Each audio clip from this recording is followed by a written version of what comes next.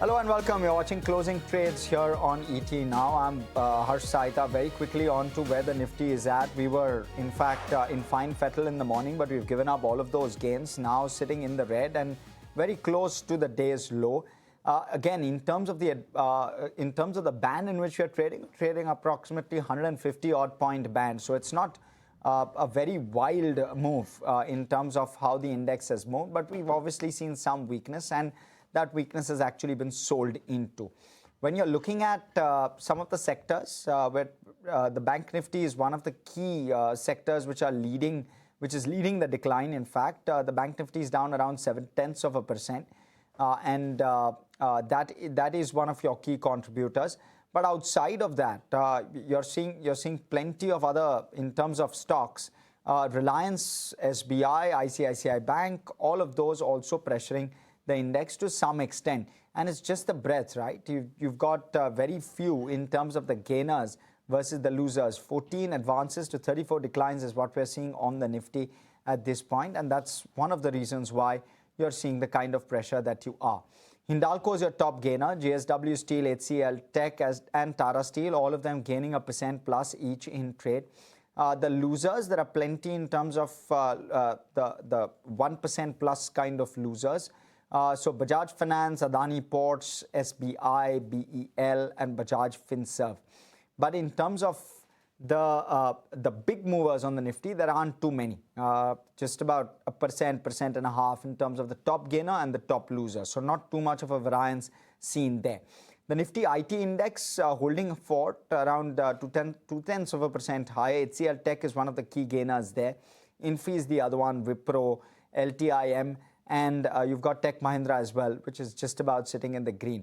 Oracle, Coforge, and TCS are your key losers within that bucket. When you're looking at some of the movers on the back of news, again, you're seeing some negative moves on MedPlus Health. Edelweiss is down 2.5% after the kind of move that we saw last week. Kaplan Point is the other one, 2.5% lower. Innova CapTab down 1.5% as well. Shanti Gears in top gear, 14.5% higher on that one. Sri Renuka Sugar is up 5. Waterways Leisure is also up 5. KPI Green is the other one, which is perked up 2 odd %. Some of the other movers, at least on the back of news today, you're seeing a BLS International, which is down 11.5%. So you're seeing pressure there. Piramal Finance on the back of a fundraise, 2.5% down. TVS Supply Chain, on the other hand, 10.5% higher. Hexaware Tech on the back of their AI Day, 4% higher. TVS Supply Chain, there's been a tie-up with a Japanese entity, Sankyu. An MOU has been signed in that regard. But let me take it across to Avi. He's here with some of the stocks that you want to keep on your radar for this afternoon's trade. So let's have a look at some of the stocks that are buzzing in trade, starting off from Blue Cloud Soft Solutions, which is in focus as on back of execution of $150 million of master services agreement, which it is executing with SpaceX, and that is the reason Blue Cloud Soft Solutions is in focus. Up next is Garden Reach Shipbuilders that have announced capex plans of 2,600 crore rupees, of which 2,500 crore rupees to go into Raichak shipbuilding, with 100 crore rupees to be used for rejuvenating the timber pond, and the remaining 70 crore rupees to be used for the Damodar facility. Up next is Vishal Mega Mart, which is up by around 8% on back of board approving the extension of the MD and CEO, which is now effective till August 2031. The reappointment well ahead of the scheduled expiry is a strong signal of confidence. Up next is Seagull India, where JV has received the letter of acceptance for an EPC project worth 700 crore rupees from the Ministry of Transport and Highway Ministry. Another JV has also received the letter of acceptance for an EPC project with Sushi Infra and Mining. Our last pick would be Oriental Hotels, which is also buzzing in trade on back of the scheme of merger with IHCL, which is Indian Hotels, through a scheme of arrangement, and this scheme of arrangement is subject to regulatory approval. So these were the stocks that were buzzing in trade. Okay, some of those continuing to be perked up in trade. Kunal, both are joining us in studio as he always does. Kunal, great having you. Let's start off with the index call. Some weakness coming in. Any concerns? Yeah, certain weakness for the markets, and apparently I think nothing much across the data, on various asset classes, which was signaling this. So this probably looks like more of an expiry-related move, where the markets are preparing for the expiry tomorrow. And I think on the back of this is where you've seen the index taking a correction. We were expecting the index to hold on to the 24,300 mark. We had a good start for the Nifty right at the start. We were managing to see some good sector patterns emerging. the stock-specific recoveries emerging from where we left left off of in terms of the previous week on Friday. But then this selling has probably dented the near-term prospects now back again, and we could now be back again into a grind for the index in the near term. So this move on the selling, my assumption is that it's an expiry-related move. However, I think if we don't break back above the 24,300 mark, then time for some more consolidation. Okay. And what do you make of the move on the bank Nifty? Yeah, bank Nifty is the one which was a concern because it was coming very close towards that 58,000 mark. So what's been happening is over the last 1 month, approximately 2-3 weeks, particularly, the bank Nifty has been going to a flip-flop around the 200 moving average. On Friday, there was a sign that maybe the bank Nifty is now trying to claw its back again, and the 200 moving average could be a good support for the index over the near term. But now with this inability of the bank Nifty to break above the 58,000 mark, we could probably be getting the sense that the bank Nifty is now coming back into a zone of consolidation further on underperformance. So we need to wait for a point where the Nifty breaks 24,300 mark. The bank Nifty also surpasses 58,000 levels. These are two very important and crucial levels which a trader has to watch. Okay. And Kunal, in terms of stock picks? So I'll go with mid-cap oriented buy calls. The first one which I'm suggesting is about Engineers India. A very interesting chart. The stock on the short-term basis is nearing a swing breakout, and this is a cluster of a previous resistance breakout for Engineers India. So we'd look at a target of 266, stop loss to be kept at 243. And Vodafone Idea is also a very, very similar chart. Of course, a little bit of a lower time frame. However, the stock is taking multiple resistance at the 14 to 14.2 levels. I would sense a breakout above 14.2 mark could lead to a decent upside, at least a swing upside in the near term. So buy with a potential target round about 15 for Vodafone Idea. Stop loss to be kept at 13.5. Okay. Thank you so much for that, Kunal. That's the setup for this afternoon. And those are some stock calls also for you. But what we'll do is slip into a very short break, come back, speak with Deepak Shenoy of Capital Mind Mutual Fund as to what he's been up to in the market, what is he seeing in terms of pockets of opportunity, and what has changed over the last month or so since the last time we spoke with him. We'll bring him on in just a few minutes. Stay with us.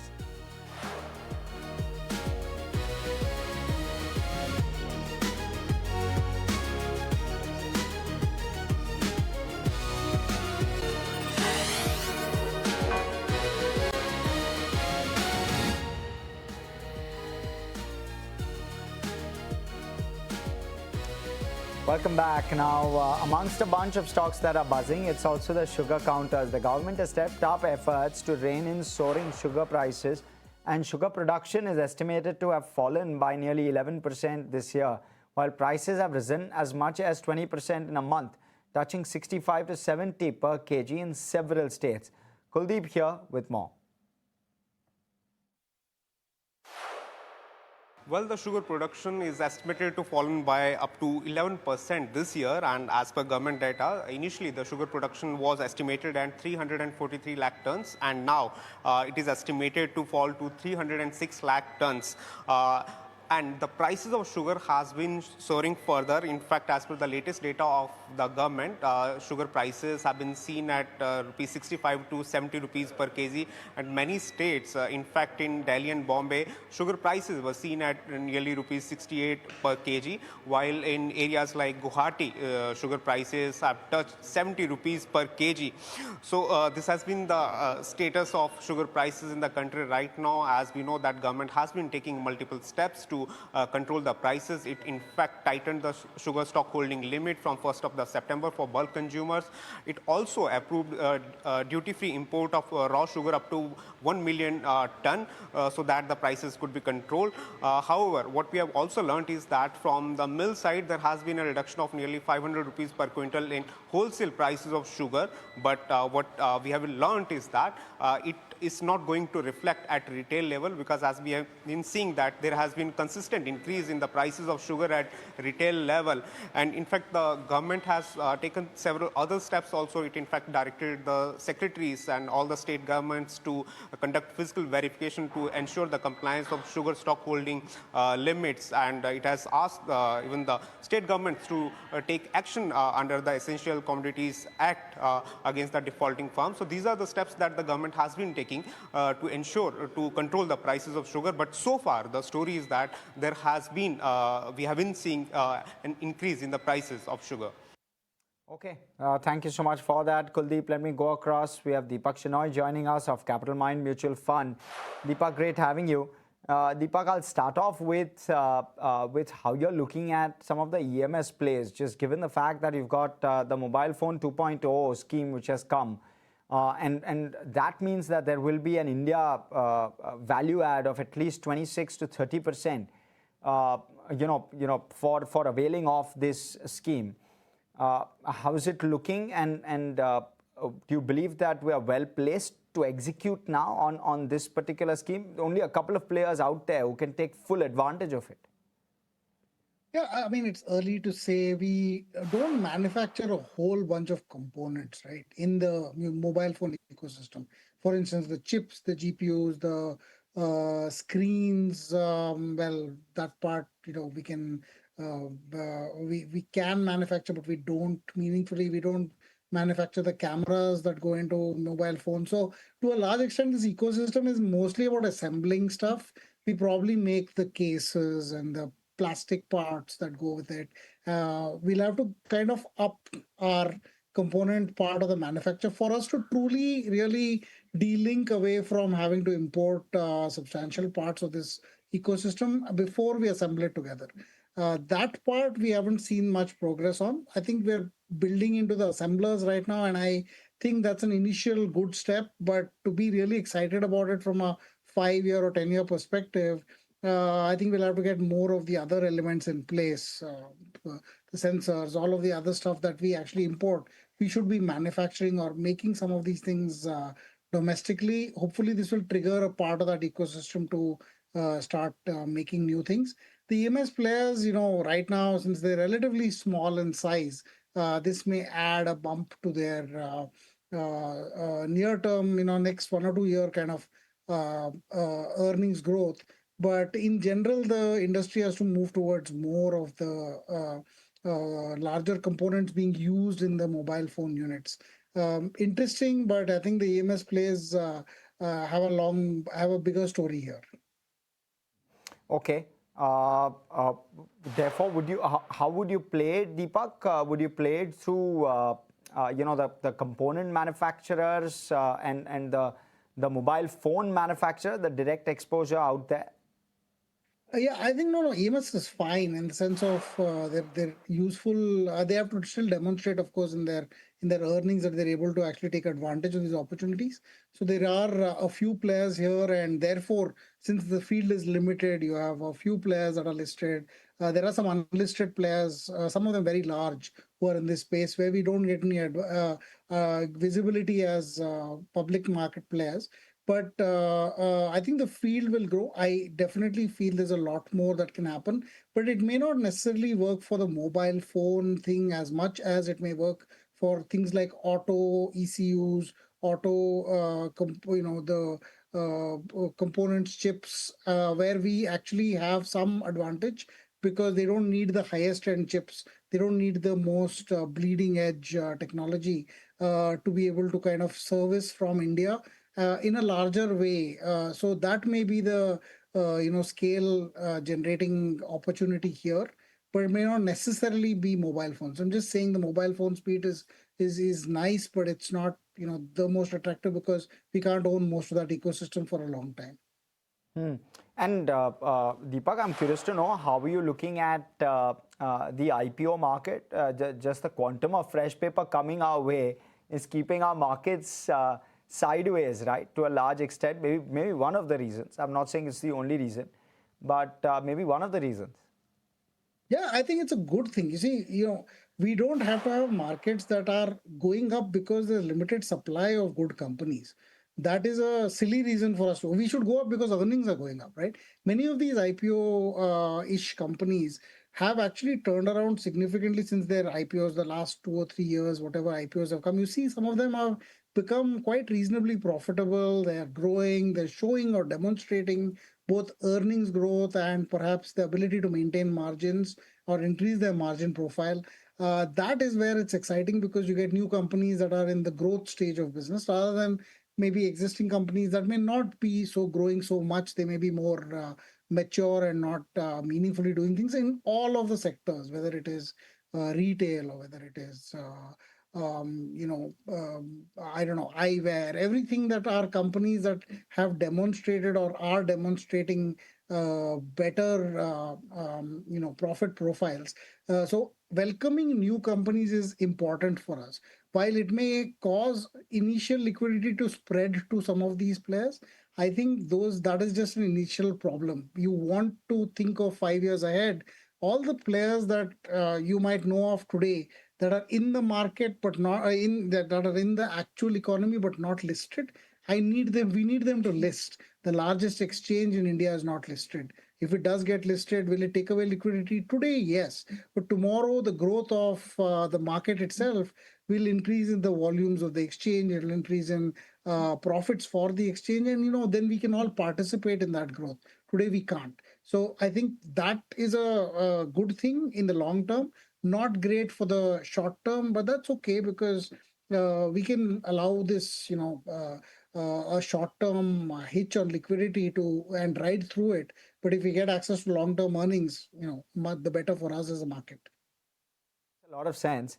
What's the sense like with regard to everything that's happening on the macro front, Deepak?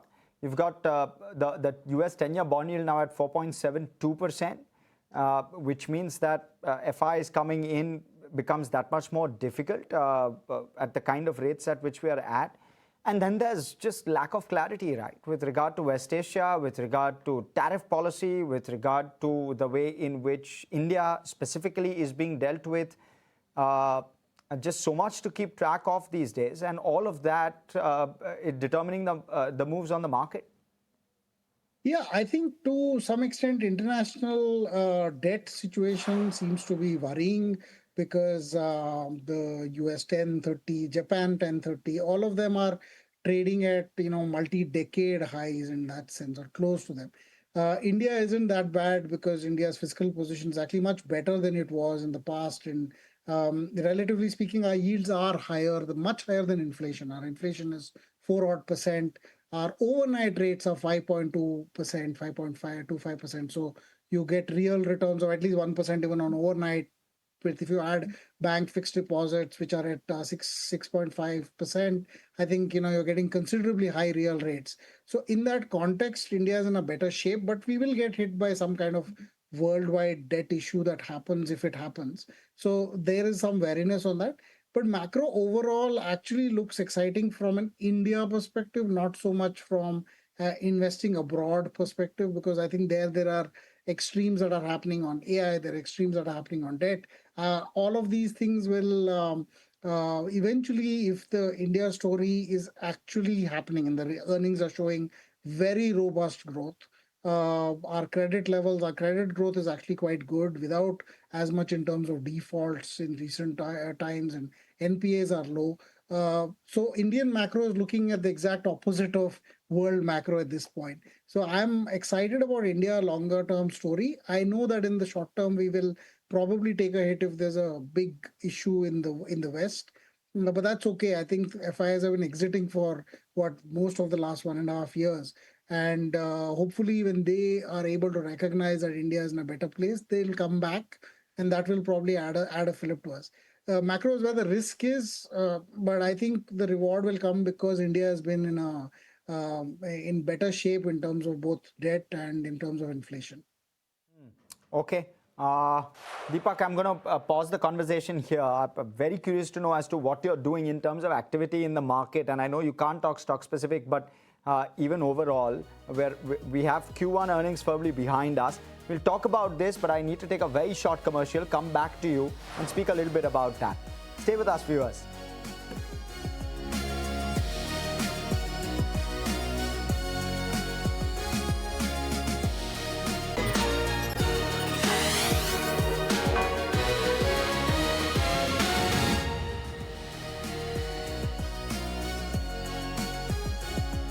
Welcome back and thanks for being with us. We're in conversation with Deepak Shenoy of Capital Mind. Deepak, just trying to understand in terms of any buy or sell, orders that you've placed over the last month or so, and if so, what sectors, what pockets? So, I mean, our portfolios are, run quantitatively. So a lot of the data will tell us what to buy and what to sell. We kind of put layers on top of it. We've noticed, of course, if you see our FlexiCap funds portfolio moves over the last few months, that a lot more has been moving towards small and mid cap. And that was happening, in the last few months. We were large cap heavy, perhaps late last year to earlier this year, and now we've become much more mid and small cap heavy. If you look downstream onto earnings, and that's also something that our data picks up, right? So we drive our portfolios through the data that we that is released by these companies. That the mid cap and small cap earnings growth has been tremendously and much higher. I'm talking 22% plus in mid and small caps on a median level, versus maybe 15-16%, which is also quite good for large caps, but relatively speaking, small and mid caps are showing much more growth. Growth is a better determinator of how portfolio positioning should be for us. That growth can come sometimes from the stock price and the movement from market cap itself, and sometimes it will come from the earnings growth that is quite significant in comparison with the rest of the pack. So our portfolios, you'll see the top few stocks are not even large caps for the most part. And we tend to have a portfolio that changes or morphs over time relatively faster than the index and, most of the space itself. So that way we've positioned ourselves more into the mid cap banks, the industrials, and some of the pharma companies. So this is our largest three sectors. So that tends to be where our portfolio is right now. And also the earnings growth on these companies have been considerably good in the last quarter as well. Looking forward to more, of course, but we've not picked anything that is out of these, these more or less portfolios. Of course, our portfolio changes will happen on a reasonable basis. We're not doing anything on the underdog phenomenon where, earnings have fallen so much or growth has fallen so much that we're saying, oh, there's going to be a recovery from here. But we'd like to see that recovery come in the data itself and actual earnings before we try to pick up those kind of stocks. No, point taken. Deepak, what's the call on gold at this point of time? We've seen a very strong rally, 15% odd. I wonder if you have a view there, and of course, gold financials as a result are up and away. So I think gold, there are three aspects to it. One is the gold as a commodity itself. I think there's been a strong bear market rally. I say this as a bear market rally because the market fell, I think 25% or so in dollar terms, and then has shown a recovery. Now that recovery has come to a certain extent. I think global bond yields have kind of risen also because of that, and it will take only a small event such as global interest rates rising, interest rates being actual interest rates on the ground. If the US were to raise interest rates, Japan were to raise interest rates, gold would take a beating because that means there is a concentrated effort to beat inflation down.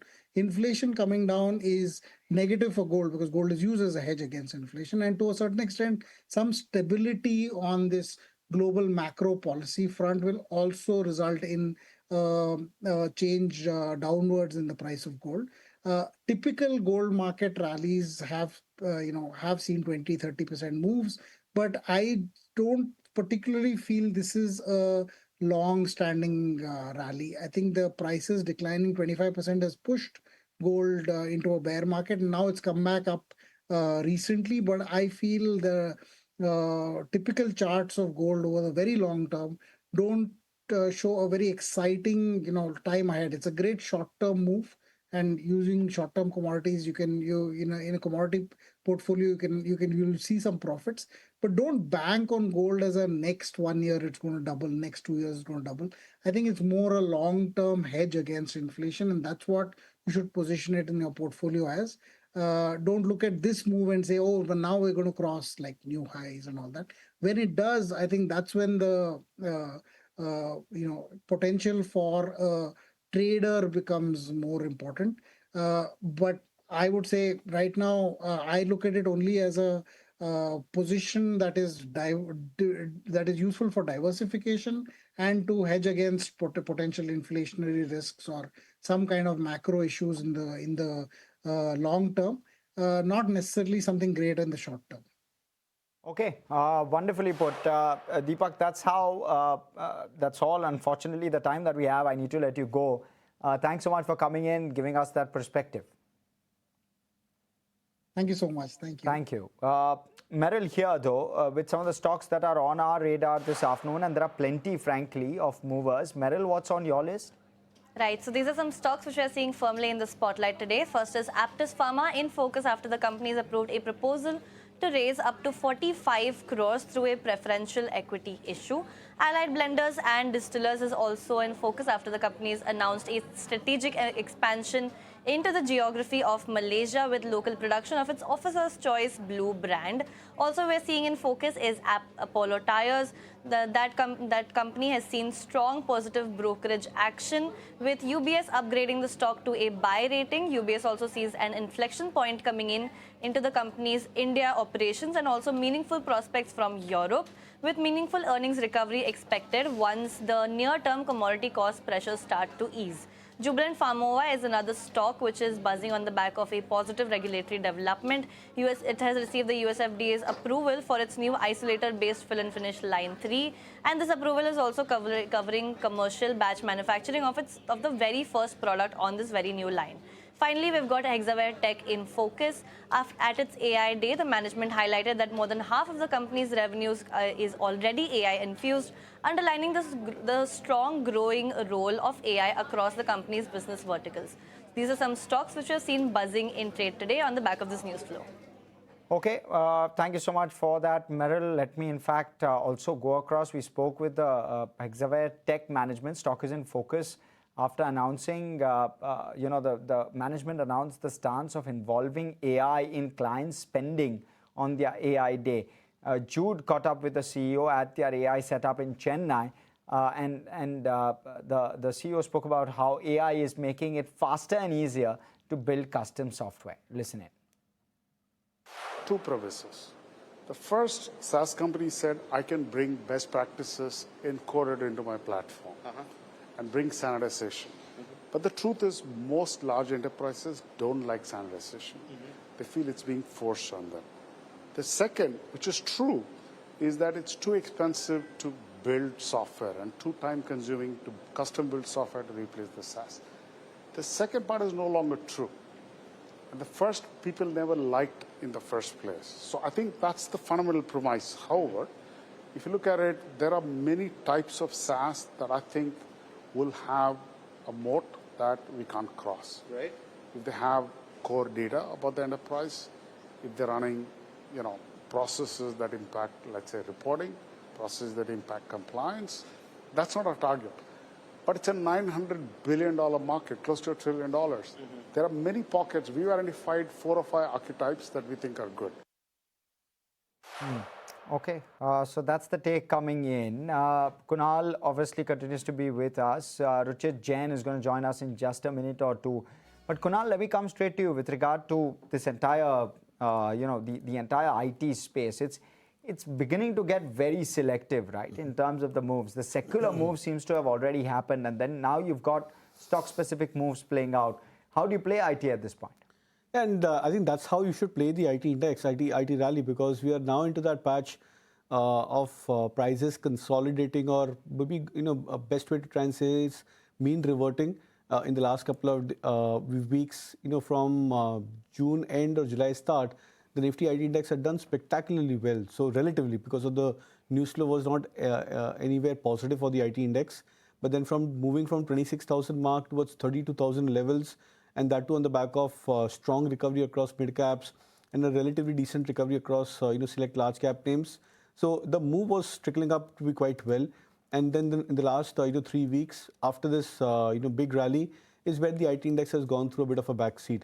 in a corrective phase, we generally believe that the moves across sectors get a lot more scattered rather than being more cohesive. And that's what you're seeing right now. I would believe that potentially another maybe a week or so could pan out where you see the IT index going into this corrective phase.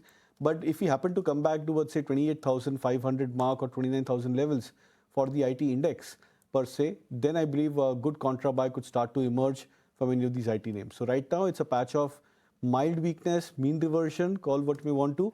But I think at lower levels of 28,500 mark, there should be a good risk reward opportunity available for fresh buyers. Okay, take a pause on that note. We'll come straight back post a very short break. We'll take that break, come back, speak more. Stay with us.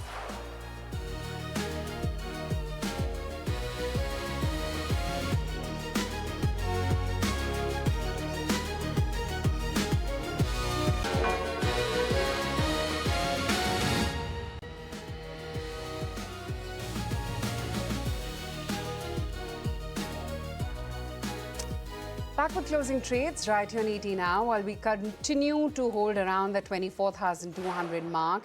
It's VMM up 8.5% from the word go, and the entire gold financer theme is picking up more traction. So Muthoot another 5.25% higher, Manappuram higher by 3%. Glenmark has been having a few good days.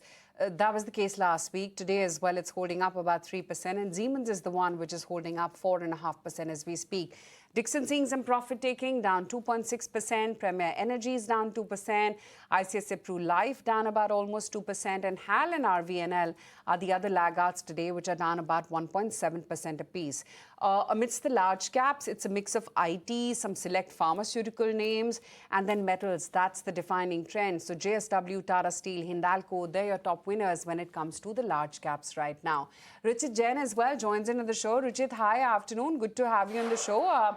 Richard, the range-bound move for the index continues. What levels are you monitoring now, and what trade do you recommend?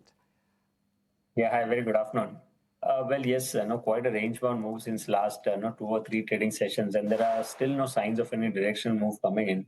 The only good thing is that we are close to this immediate support zone of 24,000, 23,900 was the recent correction that we have got from the highs. So I think markets would continue to consolidate, and maybe it is looking for some of the trigger which could lead to some directional move. So till that 24,000, 23,900 support range is intact, these are not levels where we are recommending to go negative on the markets. But yes, we need to see some sort of follow-up move as well for going positive. So the view remains that markets could continue to consolidate, or a time-wise correction should be seen for the near term. Okay. Now, BLS International is in focus. Ruchit, I'll come straight back to you in a minute. But BLS International Services in focus after reports of alleged wrongdoing linked to visa issuance. The company has categorically denied any involvement in visa irregularities, saying there is no evidence of wrongdoing by the company or its employees. Are we here with all of the details?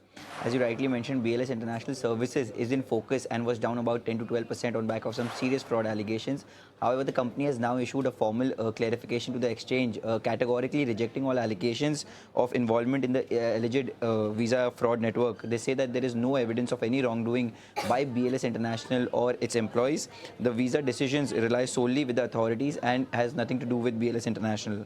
For some context, there was the Spain's National Court was probing the Indian firm BLS on account of alleged 25,000 euros Schengen visa fraud network. The network worked in a way where they were helping Algerian citizens secure residency in Spain and France on payment of 25,000 euros. And the legitimate applications were being rejected and systematically refused if they did not provide any financial gains. The charges are serious as it includes bribery charges, money laundering, document falsification and criminal charges as well. The bribes were mainly laundered through motor vehicle purchases, and it is the matter in concern is so important because BLS has a contract worth 175 million euros dating back to 2016, which gives it revenue visibility for its visa contracts, which is under scrutiny as of now. So very important thing, and the investors don't seem to be impressed with the clarification, and the stock has not even recovered after that. Right, okay, that's BLS International, and the shares are clearly slumping quite a fair bit on reports of that visa fraud, though the company has rejected claims, but you're not really seeing much of a material impact post that clarification. Shanti Gears is the other one. That's hit up a circuit of 20% after the existing promoter, which is TII, acquired about 20.6% lakh, or rather 20.6 lakh shares via a block deal. Avi, what are the details like? Yes, has been firing on all cylinders as it was up 20% on Friday also, and today also it is up by 10 to 15%. This is on back of its existing promoter TII acquiring 20.6 lakh shares for a deal size worth 77.49 crore rupees. They've increased their stake from 70.46 to now standing at 73.16%. And Shanti Gas has been reacting to the strong buying from the existing promoters, and that is the reason the stock is buzzing and is in focus today. Right, okay, that's Shanti Gears, which is also in focus right now. That's holding up very, very smartly in trade. Some of the other stocks which are also pretty active, look at a Kalyan Jewelers. That's got the Tamil Nadu contract for supply of 38,550 units of 1 gram gold rings. Unique as it may be. The airport stocks also in focus, given that the ministry has now proposed a cap on airports per bidder in the next round of privatization in the Public-Private Partnership Appraisal Committee, or the PPPAC. And the number of airports bundled awarded to a single bidder is going to be capped now to try and mitigate the concentration risk. That's, of course, not really auguring well for the likes of Adani Ports or GMR Airports. Both those stocks are laggards in trade as we speak right now. But Dixon, given that there's literally a new shot of incentives coming its way, that stock is seeing some profit taking. Kunal, what's your read through? It started off well, but currently down over 2%. See, I would believe the charts for Dixon are a little bit on the edge because indicators on the weekly and the monthly charts are a lot more overbought for Dixon Tech as compared to the other stocks. And that's why I would believe that maybe I think the stock is nearing some bit of a cap in terms of the price appreciation over the very immediate term. I would actually believe that the stock may try and get back into a correction, cool off towards potentially 13,500, 14,000 levels. So that should be a range where I believe the stock should be correcting towards. So I believe that this move what you're seeing today could be a start of a potential series of maybe a week, couple of weeks at least, where the prices should go into a near-term correction. Kunal, but you would play EMS through Keynes, right? That's the way you would prefer playing this. Yeah, that's a better chart, Harsh, because the stock is nearing the break of the 200 moving average. In fact, today, for the first time, the stock was just about trying to nudge back above its long-term moving average. Of course, to break this kind of a major resistance requires a few days of strong buying for the stocks. But I believe that maybe I think potentially over the next couple of days or in the next week, the stock should be able to garner its momentum back again to break past about this level. So volumes, the chart patterns, the indicators, the risk reward far better for this stock as compared to Dixon. Kunal, but you would play EMS through Keynes, right? That's the way you would prefer playing this. Yeah, that's a better chart, Harsh, because the stock is nearing the break of the 200 moving average. In fact, today, for the first time, the stock was just about trying to nudge back above its long-term moving average. Of course, to break this kind of a major resistance requires a few days of strong buying for the stocks. But I believe that maybe I think potentially over the next couple of days or in the next week, the stock should be able to garner its momentum back again to break past about this level. So volumes, the chart patterns, the indicators, the risk reward far better for this stock as compared to Dixon. Okay, that's the take coming in right now on Dixon, and Keynes as well as the other one, which is currently in focus. But let's take a very quick break. We'll continue our market discussion with Ruchit and Kunal on the other side.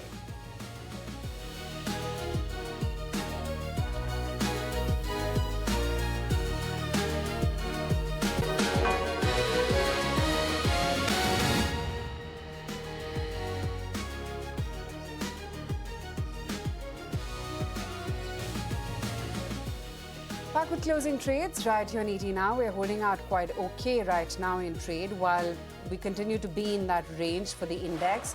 The breadth of the market is tilted in favor of the declines, but at least not by a huge margin. Manappuram, Muthoot, Siemens, Glenmark, VMM, these are all names which are holding out very well. Bandhan Bank has been very actively traded all through last week. Today it's taking a bit of a breather. It's off from the day's highs.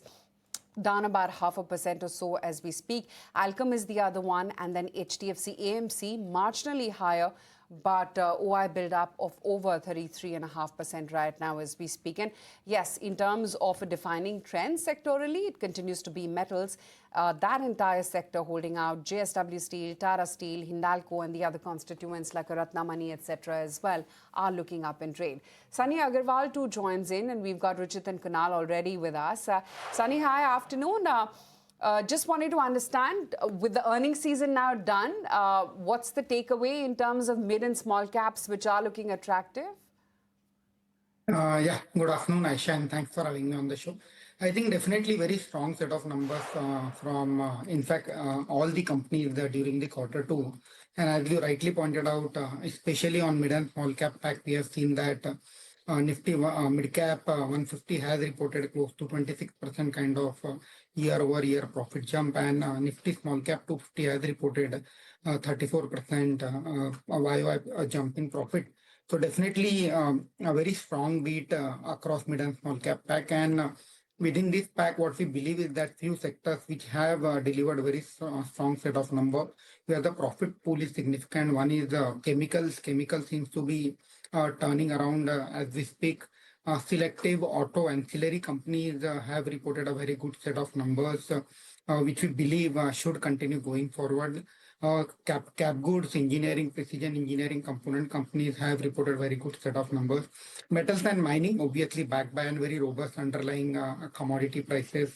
And within BFSI, especially NBFC pack have reported a decent set of numbers. So I think across the board, we have seen a very strong set of number within a mid and small cap pack. We continue to remain bullish on a few pack like auto ancillary, where we feel because of a very strong sales momentum in the two-wheeler passenger vehicle pack, and at the same time, construction equipment is another segment where we feel volume is likely to pick up going ahead. So auto ancillary is a way to participate in this growth story. And within metal and mining pack, we believe the metal products, especially companies focusing on structural steel tube, as well as a few ancillary related to stainless steel companies, can be on radar from a medium to long term perspective. Okay. Sunny, just in terms of the IPO fervor, right? Plenty of opportunities coming up in terms of new companies listing themselves. Anything that's really standing out? Harsh, I think today Tencent, Yes. last day for Tencent in terms of IPO. So again, that a very unique business which we feel which is into an hit sensor. Again, a market leader over there, especially on the heat transfer, heat sensor side. So that's the one company where we have recommended subscribe rating. In addition to that, Symbiotic Pharma, where on the face of it, it may appear to be expensive in terms of valuation, but what we believe is that 800 crore capex which the company has done over the last 3-4 years, that will materialize, that will start delivering numbers over the period of next 1 or 2 years. So again, Symbiotic is one company where we have a subscribe rating. In addition to that, few companies which have already listed and have reported a solid set of gains. So few companies which we like among that package. One is Caliber Mining, which is again a proxy play on a coal mining in India. So Caliber Mining is the one company. Indomim, again, a buy on dip kind of strategy. Already we have seen a very strong run up post listing. So again, a play on precision engineering. So maybe buy on dip is the one strategy which one can adopt. Behari Lal, again, a very strong set of listing recently. Buy on dip again strategy. So I think there are many unique businesses which are getting listed in this round of IPO. And I think I believe that many of them will continue to deliver an healthy earning growth and hence should sustain the valuation going forward. Right. Okay, that's the take coming in right now on metals. Ruchit, curious to know, where is it that you're finding trading opportunity, because metals is a leading sector today? Certainly, I think metals is a leading sector, and for the near term, it should still could do well. We have seen a good amount of move in the base metals as well in last 2 or 3 trading sessions, be it commodities like zinc, gold, silver. So whenever we see an upcycle in base metals, the stocks do react positively. So I think Hensing is one stock which we like from a technical perspective for the short term. we have already seen a good price-wise as well as time-wise correction over the last few months. So this is one stock where one can expect a momentum in the near term towards 635 kind of level. So from a trading perspective, one can create fresh longs in hinging from the metal space with a stop loss below 597 for potential up move towards 635 kind of levels. And amongst the other broader markets, Siemens is one stock where technical structure looks quite positive. You can see that today, in spite of such market where overall we are not witnessing any great strength, the stock is up by 5%. And recently also the stock has managed to form the good support base around its 20-day mark. So even when the markets are not doing good, the stock is not breaching its 20-day EMA.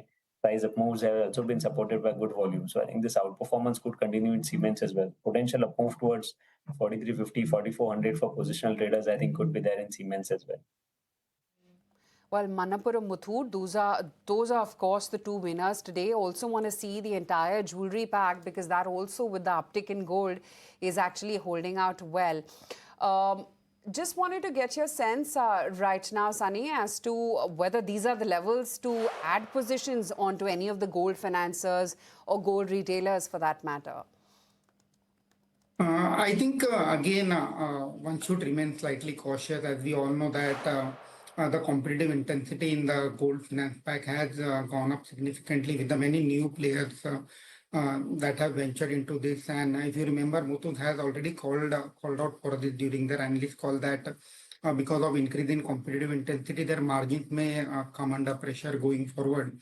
And we have already seen one kind of cycle played out during the 22-23 when the entire gold finance industry witnessed pressure on the margin because of increase in competition.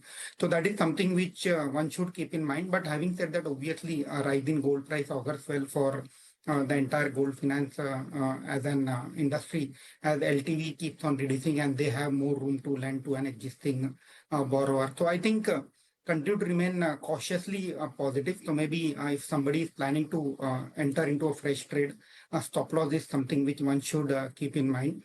The only key worry is the margin, which I feel should be, which will get more clarity as we move during the Q2 and Q3. So instead of gold finance, what I feel rather than if somebody want to ride on rising gold price, directly buying gold ETF is a better solution rather than riding it through equity. And gold jewelry companies, they also benefit because of on the account of inventory gain. So maybe within the gold jewelry pack, few companies are trading at a reasonable valuation. So PN Gadgil is the one stock which we like. Kalyan again, maybe buy on dip strategy one can adopt in Kalyan. You know, the other one is the platform companies, and they've been in focus. Of course, not all of them together, but today Urban Company, for example, is in focus where MK has initiated coverage and they've cited benefits from India's large fragmented home services market accruing to Urban Companies. Staying here with the highlights from that note first off. Well, yes, so Urban Company is a stock that's doing very well in trade, not only today, also on Friday, because remember on Friday it was UBS who had initiated coverage on the stock with a target price of 180 rupees per share. Today it's MK that has initiated a buy rating on the stock with a target price of 190 rupees per share, posing a 19.5% upside to the close price on Friday.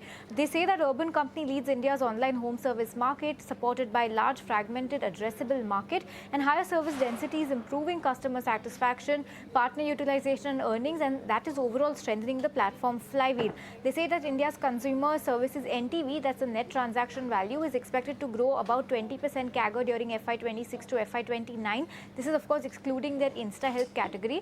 Now for InstaHelp, they say that that offers a large market opportunity, increasing the platform user frequency, customer stickiness and cross-selling services, while the street is worried about the profitability of InstaHelp and the growth roadmap ahead, and of course the competition that it's seeing from people like Snapbit, from companies like Slapmint rather.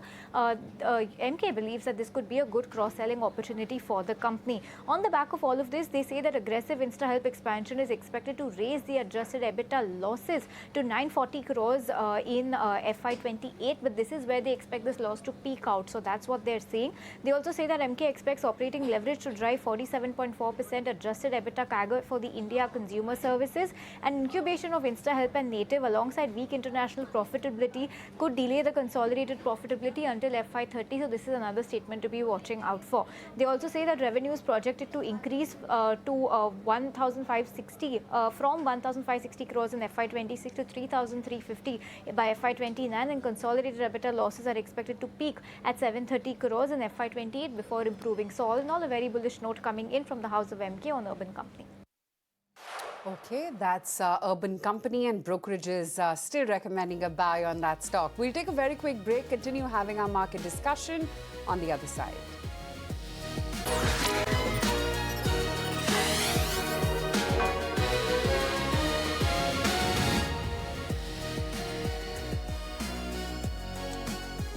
Welcome back, and you've got some movers in trade. Hexaware Tech is up 5.25%. You've got Seagull India on the back of order wins. That one is up 2.5%.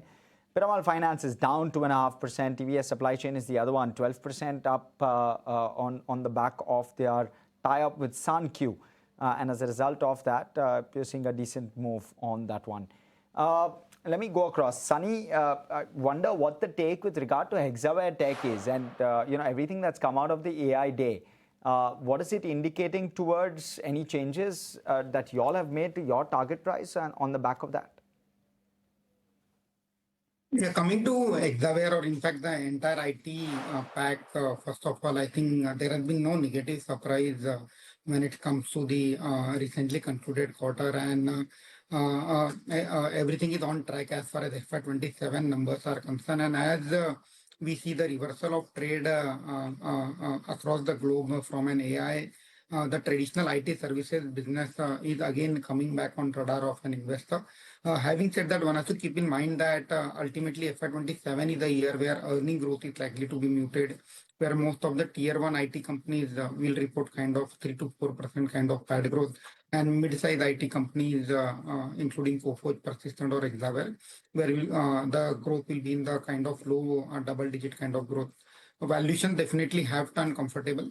So maybe I think on and off we will see that the narrative keeps on changing against AI, against or in favor of traditional IT services business.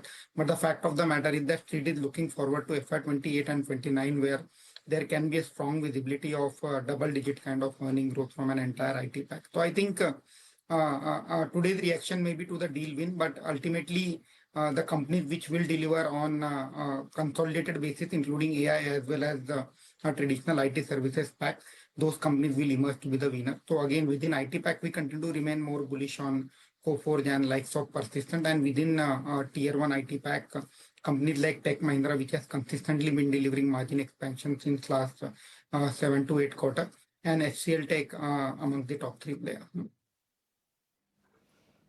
Okay. Ruchit, your take from within the IT pack and Hexaware Tech in particular, do you expect this 5% kind of move sustainable? Well, the follow-up move is more important, although we have seen a good move today when the overall sector has been sideways. But recently, Hexaware Tech has traded within a broad range with 100 kind of levels acting as a resistance. So I would wait for the follow-up move that if we see these levels of 600 getting surpassed in a day or two with good volumes, then we can expect a sustainable up move. Apart from this, if you look at the entire IT pack, I think Coforge is one stock which has relatively done well over last 1.5 months when the IT as a segment has shown a pullback move. And that's where that outperformance could continue, we think, going ahead as well. On the lower side, 1800 has now become a good support for the stock. So any decline towards the support if comes, then one should take as a buying opportunity. And we can expect the stock heading higher towards its previous swing highs, which are 2000 and beyond. Richard, we'll let you go on that note. Thanks as always for taking the time out and joining in. And we've settled in pretty much in that same range. It's not moved anywhere from there. Just that 24,200 mark has stuck by for the Nifty futures. SBI Life, Tata Motors PV, Bajaj Finance, Shriram, BEL. These have been some of your laggards. And on the flip side, the support has really come in from the metals names. They've done the heavy lifting. Other than that, a few technology names and Infi, HCL Technologies have managed to hold out. Wipro as well has been quite okay. And then Bajaj Auto and Interglobe Aviation, which have also looked quite okay for themselves. But yes, within the broad end of the market, Power India, Oracle Finance, Premier Energies, Dixon, these have been the drags, along with Bandhan Bank, which has now dipped about almost 0.7%. And Alchem as well, which is lower by about 0.4 or so. And then, yes, GMR Airports, like we just flagged off, along with Adani Ports, that's also a drag. It's down about almost 1% as we speak right now. Sunny, just wanted to understand what's the view on pharma, given how massive the recovery has been from the March lows. It's really been that hiding space, the news flow and the fundamentals as well are in place. But where is it that you're confident of putting fresh money to work? As you rightly pointed out, I think pharma has seen a very strong recovery from a March low, and again, it's backed by fundamentals where we have seen all the companies focusing on CDMO or CRO have delivered a fantastic set of results during this quarter. So within pharma pack, again, we would like to continue to remain constructive on mid to small cap CRO or CDMO play. So companies like Sai Life Sciences, Concord Biotech, Anthem Bioscience, Rubicon Research. So all the new companies which have recently got listed during the last 12 to 18 months, those we believe can continue to deliver a healthy set of growth going forward. No doubt, Divi's being Divi's and Laurus of the world, which are kind of leaders over there, they have also delivered a strong set of numbers. But I think price have run up and most of the positives are already being discounted. So I think mid and small cap pack is the area where we still feel there isn't some potential for stock to move up in a medium to long term. Okay. Also wonder from the auto anchors, anything that's standing out for you, Sunny? Sorry, Harsh, your voice was not clear. Anything standing out from you within the auto anch space? Yeah, so amongst an auto and spec segment, what we feel is that a few companies like Precall, where we have already seen that the company has announced a demerger of its DICV as well as actuation business. So we feel that within Precall, the DICV business may attract some large marquee investors. So Precall is the one name where we feel will continue to deliver a healthy set of growth going forward, led by an growth in incumbent OEM and as well as new segment like disc brake, where the company has recently forayed into.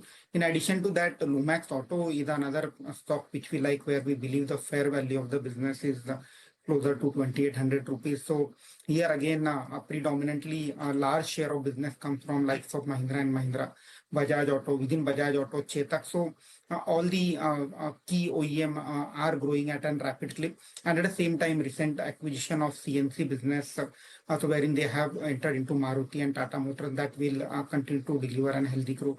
So Lumax Auto is another stock.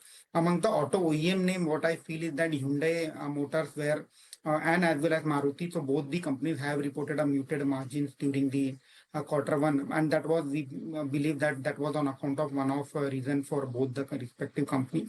And going forward, the margins should recover for both the businesses. So among the PV play, Hyundai Motors as well as Maruti, and among the two-wheeler, we have already seen a strong run up in TVS and Bajaj. So Eicher is another stock which we feel can still have a potential to deliver a healthy return from here on. So Eicher Motors from two-wheeler pack. Right, okay, since we're on the subject of the two-wheelers, Bajaj Auto has launched the new generation Pulsar 150 and 125 in India.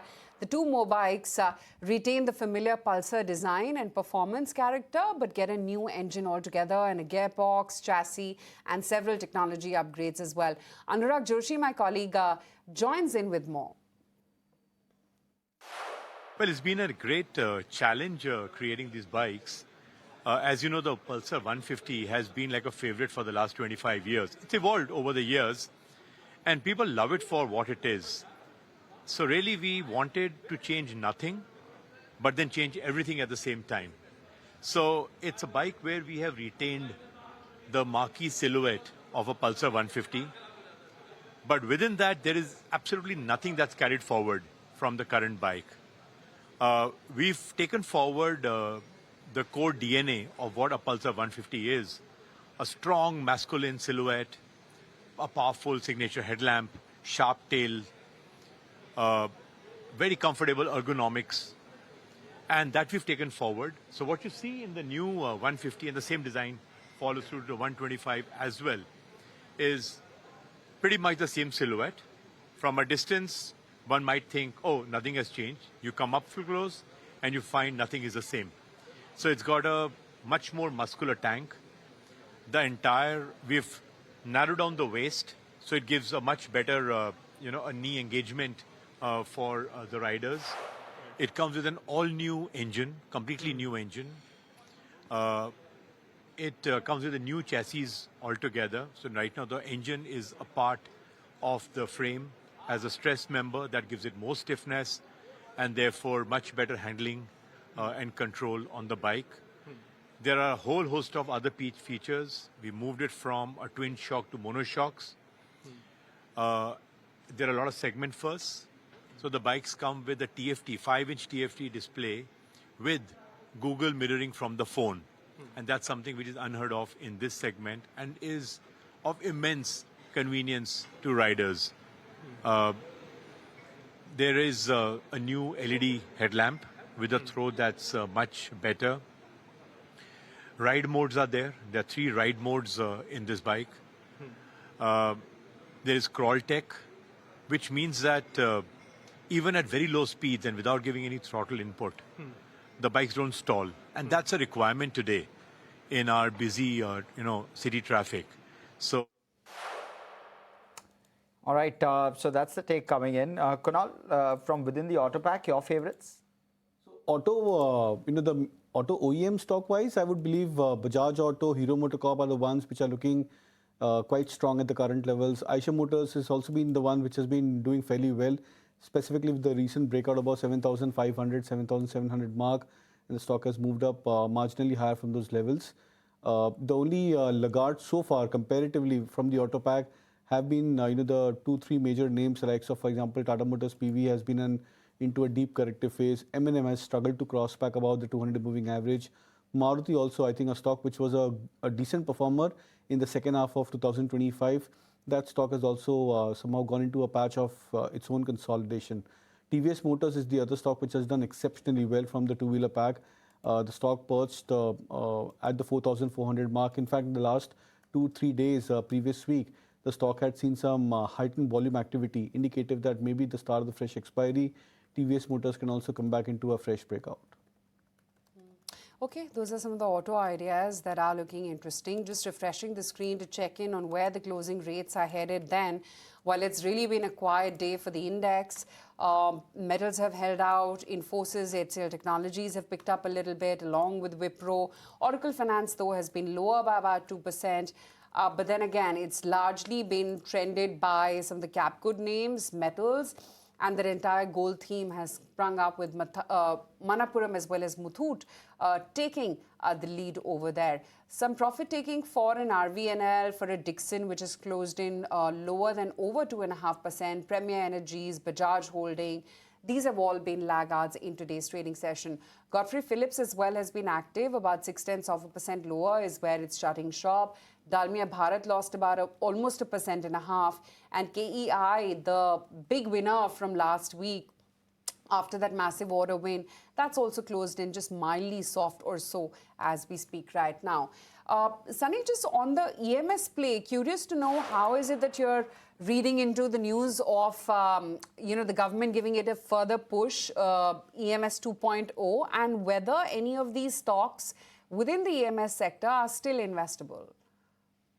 Yeah, so coming to EMS, I think definitely augurs well for especially mobile manufacturers. So I think the basic condition we say that the incremental sales growth every year should be more than 5,000 crore on FY26 as a baseline. So what we feel is that maybe on the mobile side, only Dixon is the one player which can benefit out of this EMS2 scheme, especially on mobile side. But having said that, we have already seen a very strong rally in Dixon, and we believe the company is trading closer to its fair value. Amber recently has announced their venture with an Oppo to manufacture their mobile phone in India, but that is something which will see a significant impact going forward in FY28 onwards. So overall, on a consolidated basis, what we feel is that we have more comfort on Amber as well as Sirma. So Amber on account of AC penetration, which is very low in India. So that business is likely to scale up going ahead. Electronic segment, Power One recent acquisition should start contributing, and mobile again should be one of an growth lever going forward in FY28. So Amber is the enterprise is one of an topic, and Sirma again continue to deliver a very solid set of number backed by a very robust order book. So Sirma, if we believe that should able to sustain a double-digit margin. So Sirma SGS maybe buy on deep strategy will work on Sirma from a medium to long-term perspective. Some of the life insurers and, Sunny, very curious to see that we've not seen too much of a move on the life insurance pack, even though the numbers were well ahead of what the street was penciling in. What's the take there now? It's been a while since we've seen any returns on some of these. Yeah, I think again coming to a life insurance segment, what is concerning on the from an analyst perspective is that the consistency in terms of VNB and various regulatory challenges, whether there is likelihood to be any cap on commission, which is likely to impact maybe a distributor like Turtle Mint or PB FinTech. And that is something which I believe is something which is which may be one of an key overhang. But having said that, we believe that within life insurance pack, LIC again, which is trading at a very reasonable valuation, trading at 0.7, 0.8 EV to embedded value as compared to an private peers like HDFC or likes of ICICI trading at 2.5 to 3 times price to embedded value, offer a decent protection on downside, and the risk reward can be favorable over there. Other players which are doing well on life insurance space relatively are basically Go Digit and the likes of Niva Bupa, where on a month-on-month basis we are seeing a decent uptick in terms of premium collection. So those are the few names which one can consider. But I think overall amongst the BFSIs, I have to pick one relatively well off pack. I think AMCs are relatively well placed because compared to life insurance pack, there we have got a structural uptick in terms of inflow through SIP route. At the same time, the new products like SIF or likely introduction of PMS for a mutual fund, that again are a relatively better yielding product, and in case that start contributing aggressively on AUM side, that can further give a leg up in terms of earning growth for AMC players. So compared to life insurance, I think AMC is a better pack if somebody want to deploy a fresh capital at current juncture. Right, okay, 50 seconds left to go before we wind up for the day. And Kunal, once again, an extremely quiet day for the index. When do we break out of this range? Yeah, that's the bigger question. I think generally breakouts, as such happen after a fresh expiry start. But the concern is that it's been almost 50 days for the Nifty to try and, trade into this range. Almost the last 2.5 odd months is where the Nifty is grappled to this 300 point, 500 point kind of a trading range for itself. So very difficult to anticipate that when and what could trigger this breakout of the indices. But generally we see that at least 3 months of consolidation is a good enough time for the index to break past, or after 3 months is where the index generally breaks past above consolidation. So hopefully the month of September is where the markets can finally snap out of this trading range. Metals are the biggest mover in the cash session today.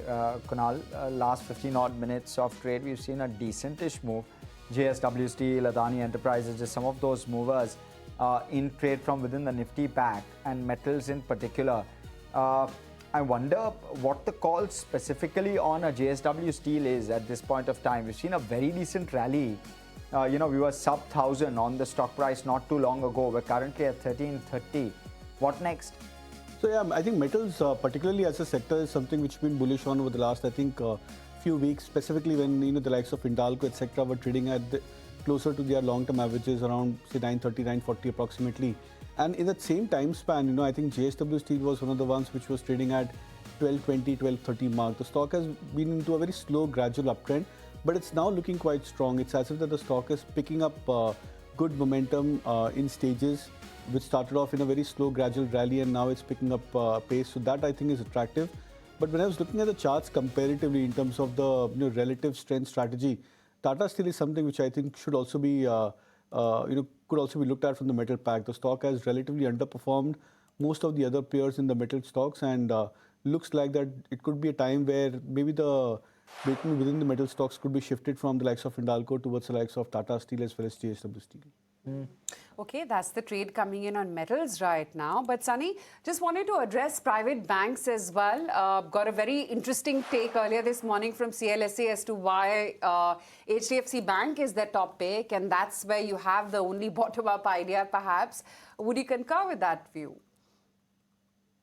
Yeah, definitely, at least in terms of valuation, we are seeing that likes of HDFC Bank trading at a multi-year low. And at the same time, going forward, as we all know that historically, during the last 2-3 quarters, there has been a case of a balance sheet growth, which is leading as compared to an P&L growth because of pressure on margin. So going forward, as the NIM stabilizes, I think all the private banks should start reporting a kind of double-digit kind of NIM net NII growth, and that should help, or that should augur well in term on the back of very strong, reasonable valuation.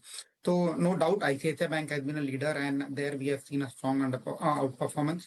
Coming to other private banks, I think HDFC Bank, maybe FY27 is a year where we may see a growth at par with an industry, and then FY28 onwards, maybe the benefit of merger will start playing out, and then gradually we will see an outperformance as compared to an industry growth. So if somebody is 12 to 18 months has got an investment horizon of 12 to 18 months, HDFC Bank definitely one can consider. And even Axis Bank, we have seen that most of the banks this quarter have focused on corporate lending, which has led to some pressure on margin. So going forward, as the book shift in favor of retail, we will see a gradual expansion in margin also. So even Axis Bank continue to remain our top pick among the private banks. I wonder, Kunal, what the view with regard to a Vishal Megamart is, a 10%-ish kind of move on the stock price today. Can that sustain? Should one continue to be long on a counter like this? See, I think what happens is the stock was beaten down massively over the last 3-4 months. I think Vishal Megamart was almost at 150-55 not long back, and the stock fell down to 104, 105 just about till last week or so. So after like a 30%, 40% correction, you're bound to see some bounce back. The initial flurry of bounce back happens is on the back of news flow. When there's some kind of a positive news flow, you see a jump up in volumes, you see the stock opening with a gap up. But the concern with today's move for Vishal Megamart is the selling which has come from the highs, and that has led towards maybe a resistance of sort at 115 to 116 mark for the stock. So I would probably be a little skeptical in towards the stock price seeing any kind of a major follow through up move. And the gap which has been created today, hopefully that gap would probably be at least partially filled in the next subsequent days. So my expectation is that the stock over the next few days should come back into a corrective phase. Okay, closing in for the day, and the sectoral texture is pretty much the same. In fact, if we can just bring up the heat map for how the individual sectors have panned out, while metals, of course, has taken a lead, would be curious to see where is it that the drag has really come in from. And it's been cement, which has been a rank underperformer today. Defense as well lost about almost 1%. PSU banks have been a drag. Nifty Bank as well did not do anything. Financials, private banks, consumer durables, chemicals, autos, they were largely flat, along with pharma and healthcare. FMCG as well, a flattish move. Oil and gas as well, quiet. IT just a smidge of a green. And I think the only significant winner today has been the Nifty Metal Index, 1.5% higher for that particular index, along with Realty, which has also managed to eke out a gain for itself. But again, very marginal gains at that, nothing too meaningful. So it's really been metals which has been the only standout performer, so to speak, on the upside. Let's take a look at the Nifty composition as well, and how some of the Nifty names as well panned out, because you did have Hindalco, which contributed maximum to today's index move, Infosys, HDFC Bank, JSW Steel, though I doubt HDFC Bank because it closed in a little soft actually eventually. Bajaj Finance as well has been a drag. Reliance, SBI and ICICI Bank, the big ones, haven't quite participated in today's move. BEL as well has been a rank underperformer today, along with Nestle, HDFC Life, a Kotak Bank, Axis, Maruti, Bharti. These have all been the drags today. Flat for L&T, flat for Unilever. Aisha did not do anything. ICICI Bank as well, mildly soft. Tata Consumer, TechM. Nothing meaningful really is what you saw. But Kunal, for tomorrow, would you pin your hopes high on metals? And do you sense that this move on metals will stay?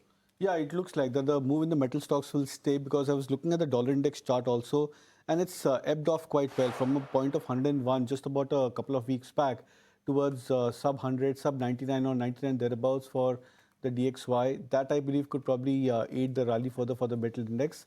And I also sense that now the move is getting a lot more consistent within the metal stocks. Earlier it was just Hindalco and Nalco, which had done very well. I'm talking of this over the last, I think, a week or two back. And now that move is getting trickled to the other names. You're seeing SAIL also, for example, that stock breaking out. Vedanta, I think, had a fantastic day last week, Thursday, Friday, where the stock moved up, I think, 3%, 5% in a matter of couple of days. Tata Steel, as I was pointing out, is nearing a breakout. JSW Steel is the one which is inching towards a breakout. So it looks like that the metal stocks rally, which started off to be very, very restricted towards maybe 1-2 names, is now getting more broad-based. Okay. All right, just quickly looking and counting down sectors as well as to how they've performed today. At least 1.6% high on the Nifty Metal Index. You've seen some good, strong move, at least from that particular pack. Welspun Corp within that, Kunal, and that was a big gainer on Friday as well. Continues to gain in trade today as well. 4% move on Welspun Corp, top gainer on the Nifty. SAIL as well doing 3.5%. But Welspun in particular, anything changing here structurally, Kunal, just given the kind of back-to-back moves? No, I think generally these kind of moves, they happen into stock prices when they run up exceptionally high. We look at this in the Elliott wave structure, and it looks like that the one of the waves in which the volumes, they tend to accelerate when the stock price reaches some sort of a resistance zone. So I think we are hitting that kind of a zone for Welspun Corporation, and that's why the volumes over the last 2 days have been on the slightly higher side. But today's volume is almost or less than half of the volumes which are seen on Friday for the stock price. So I would probably believe that once volumes starts to ebb off, you would generally believe that stock prices go into a price correction or a consolidation. So I would believe that start of next week or from the fresh expiry onwards, you might expect Welspun Corp to come back into a corrective phase. Okay. All right. Private sector banks, Kunal, what's the view there? And your top picks from within that basket, give us a sense. So Kotak Bank is something which looks attractive over here. As of now, the stock has regained or reclaimed back its 200 moving average. Compare this to ICICI Bank and HDFC Bank. ICICI Bank has been one of the more moderate charts right now. HDFC Bank, of course, we all know that the stock has been a big laggard, more than a 10% correction in the last 1.5-2 months for HDFC Bank from those 850 levels to 730, 740, where the stock is trading right now. So I think as of now, Kotak Bank is something which starts to look a little bit more better. That negativity which the stock had exhibited, I think in the month of July, when the stock corrected from 420 levels to 360, 370 thereabouts, it looks like that the major part of the negativity is now behind and the stock is now coming back into its own. Axis Bank is also trying to find its mojo back again. 1250, 1260 is a bit of a resistance zone for Axis Bank, but I would sense that once the stock scales past about this minor resistance is where the stock can also be considered as a good swing trade. Okay, that's the take coming in right now on private banks. Sunny, let's get closing comments in from you as well. Where is it that you think leadership sectorally will actually gain momentum, if at all? Aisha, I think again, what I believe is that ultimately the companies which have reported good set of numbers and are likely to do well going ahead. So what we feel is that banks, selective banks across private as well as public sector will continue to take a leadership going ahead. Among the mid and small cap pack, as discussed earlier, auto ants is another pack which we feel can continue to do well. Building material is the one segment where we have seen a very strong turnaround during this quarter. So companies like Kajaria, Century Ply, Green Ply, Green Lamp, Stylam, all the building material companies we feel should take a leadership as we move ahead. And in addition to that, small and medium-sized defense pack companies like Zen Technologies should continue to outperform as we move ahead. So I think ultimately it's a stock pickers market rather than getting glued to an benchmark indices. I think most of the wealth creators are lying in the bottom end of top 750 companies, and there one should focus if somebody want to create an alpha in a short to medium term. Sunny, great to have you on the show. Kunal, we'll see you again tomorrow. In fact, on that note, we're going to wind it up right here at this edition of Closing Trades. It's a goodbye from Harsh and me.